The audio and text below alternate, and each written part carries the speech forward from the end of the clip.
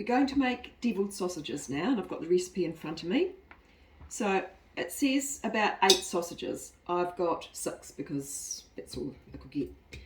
When I've done this and it's all cooked, I am going to chop them up because it makes them go a bit further. So we've got 8 sausages, which I will now take out because I don't think we put them in there yet.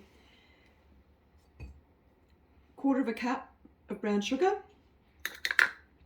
a tablespoon of corn flour, and then a teaspoon of dry mustard. Here it is. A teaspoon of dry mustard, a teaspoon of celery salt, which hasn't been opened.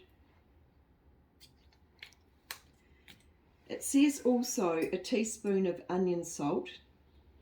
I don't have onion salt, but I did have onion powder, so we're just going to use that. A lot of the things you can just make do with what you've got. This is good because there's no chopping of vegetables, it's just a mixture. So, a tablespoon of soy sauce and a tablespoon of balsamic. When you buy these, they do last for quite a while, so it's good having them in the cupboard because they just make the flavour better. Tablespoon of Worcester sauce.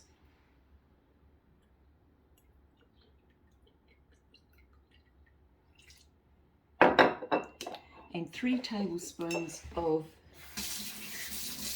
tomato paste. And you don't have to, when you're cooking, you don't have to be perfect with the measurements, as long as they're not too way out. Then, I'm just reading it, measure everything, give it a stir with the, I'll just use a teaspoon.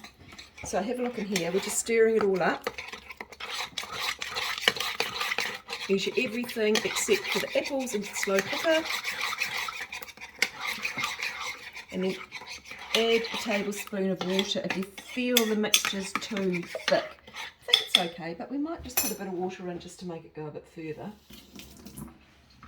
And then we put the sausages in and turn to coat with the sauce. So you just give it a stir like that. And then, so it's looking like this, so it's all got that mixture on it. Then we're going to put the canned